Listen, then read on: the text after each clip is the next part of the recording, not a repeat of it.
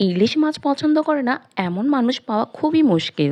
আজকে ইলিশ মাছ ভাজার সাথে এমন একটা জিনিস করে দেখাবো যেটি ভাজা ইলিশ মাছের স্বাদ দ্বিগুণ বাড়িয়ে দেবে।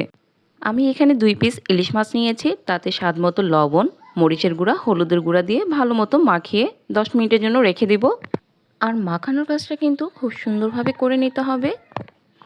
মাখানো হয়ে গিয়েছে। 10 মিনিট পর চুলায় একটা প্যান বসিয়ে দিলাম, তাতে পর্যাপ্ত তেল দিয়ে তেলটা গরম হয়ে যাবার পর মাছগুলো দিয়ে উল্টিয়ে পাল্টিয়ে একটু সময় নিয়ে মুচমুচে করে ভেজে নিব।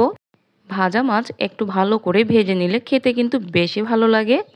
এই ভাজা মাছের সাথে আমরা আরেকটা জিনিস ভেজে নিব। এখানে হচ্ছে আলু কুচি, পেঁয়াজ কুচি আর 4-5টা কাঁচামরিচ ফালি করে দিয়েছি, সেটাই ভাজা ইলিশ মাছের তেলের মধ্যে ভেজে নিব। এই আলু পেঁয়াজের মধ্যে কিন্তু স্বাদ মতো লবণ দিয়ে চুলার আঁচটা মিডিয়ামে রেখে মুচমুচে করে ভেজে নিব।